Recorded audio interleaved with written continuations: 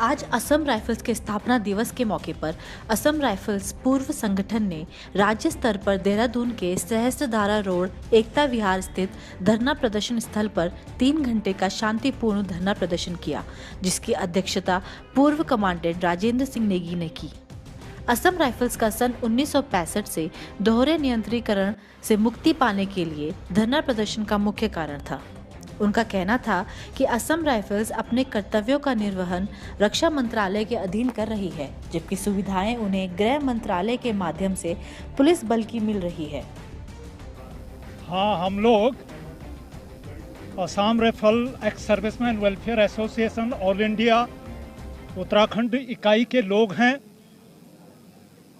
हमने अपनी जो है मांगों को लेकर के सुप्रीम कोर्ट में जो है याचिका भी दायर कर रखी है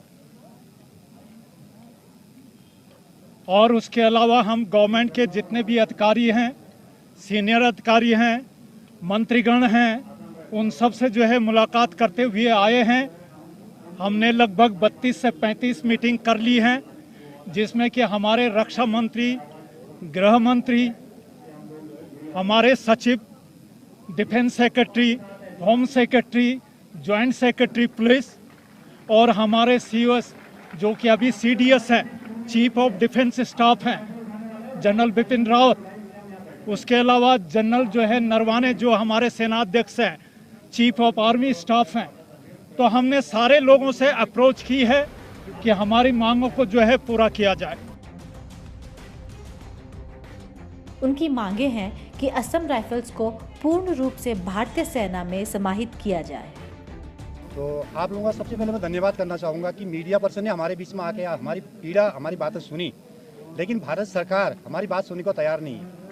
हमारी मांगे ये हैं, हमारा कोई बड़ा इशू नहीं है, इशू सिर्फ इतना है, भारत सरकार हमें रक्षा मंत्रालय के अंदर रह के जो ड्यूटी लेती है, जो सेवाएँ लेती है, वो लेती है रक्षा मंत्रालय के अंदर भारतीय सेना की तरह। लेकिन जब हम रिटायरमेंट होते हैं या कई जगह पर जो सर्विसमैन हमारे भाई लोग हैं, उनके साथ ऐसा व्यवहार किया जाएगा, ऐसा भेदभाव किया जाता है कि हमें वो वेतनमान या वो सुविधाएं वो हमें पुलिस की दी जाती हैं। तो ऐसा क्यों? अगर भारत सरकार को हमसे सेना की तरह अगर ट्रीट करना है हमको, तो हमें उसका सुविधाएं दे। अगर वो नहीं कर सकती, हमें सेना की ड्यूटी नहीं लेनी है, हमको एक तरफा पुलिस की तरह छोड़ दे। ये हमारा मुद्दा है जो हमारा केस दिल्ली हाईकोर्ट में चला हुआ है। अभी हमारी 14वीं हियरिंग हो चुकी है। 15वीं हियरिंग हमारी 16 अप्रैल को होने वाली, आने वाले अप्रैल में।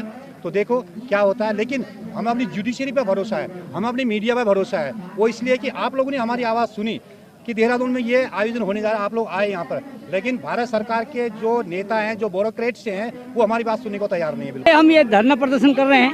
हम लोग 24 घंटे ड्यूटी करते हैं और हमको आर्मी के साथ नहीं मिला, जबकि आर्मी के साथ हम कंधा से कंधा मिला करके ड्यूटी करते हैं। हम लोगों के और आर्मी के अंदर में दोहरी कमांड, डबल कमांड, ये कहाँ का न्याय है? ड्यूटी करते हैं हम आर्मी की और पेंशन मिलती है हमको। देखिए, ये तो अभी लड़ाई की शुरुआत है, 2-3 साल से काफ़ी चल रहा है। अभी हमको अपना जुडिशरी पर भरोसा है कि हमको एक न एक दिन मिलेगा। जो हमारा इनका डुअल कंट्रोल का इशू है, वो एक दिन पक्का सॉल्व होगा। दुनिया उम्मीदों पे कायम होती है, तो इसी से हम भी आगे उम्मीद लगा रहे हैं कि हमें पॉजिटिव रिस्पांस मिलेगा। और जो काफ़ी सालों से हमारा इतना पुराना ऑर्गेनाइजेशन, इससे पुराना कोई भी इंडिया के अंदर कोई भी ऑर्गेनाइजेशन नहीं है। 187 रेजिंग डे चल रहा है जो, तो इसके बावजूद भी जो हमारी ड्यूटीज़ है पूरी इतनी टिपिकल एरियाज़ में हम लोग ड्यूटीज़ करते हैं, उसके बाद भी हमको पे एंड अलाउंसेस इतने सारे कम मिल रहे हैं। उसी के बारे में, हमारी जो ड्यूल कमांड के बारे में जो हमारी लड़ाई है, उसी की हम चाहते हैं कि गवर्नमेंट तक हमारी आवाज़ पहुँचे। राइफल सबसे पुरानी राइफल है, इसको हर प्रकार की सुविधाएं मिलनी चाहिए। जो अब इन्होंने 2004 के बाद पेंशन बंद कर दी है।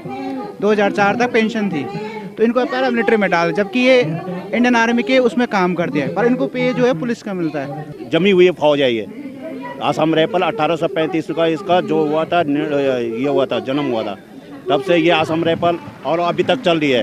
पहले कछार बटालियन लेवल के नाम से जानी जाती थी, फिर बाद में नाम हुआ, फिर असम राइफल के नाम से 1984 के बाद हुआ था, इसका असम राइफल नाम रखा गया।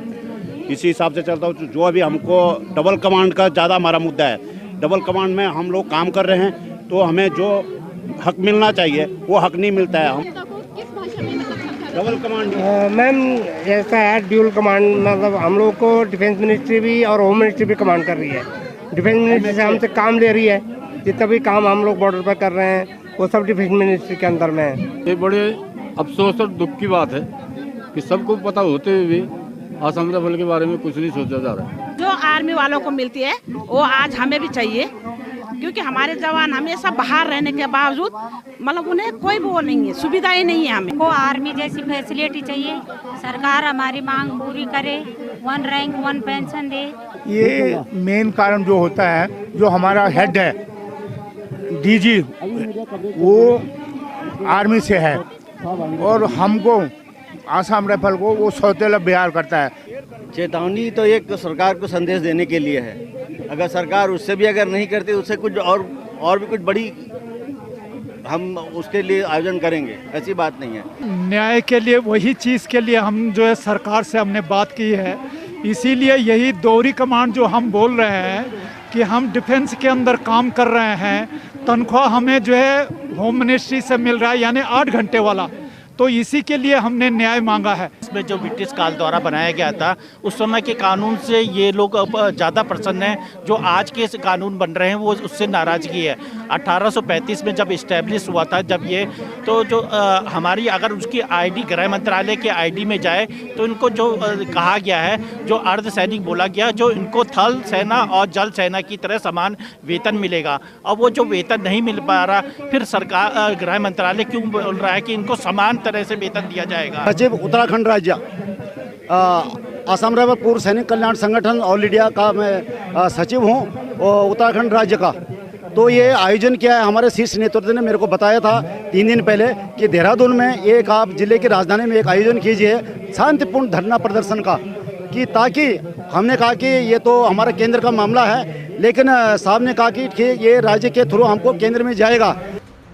सहयोगी विवेक के साथ रश्मि पवार, देवभूमि इनसाइडर।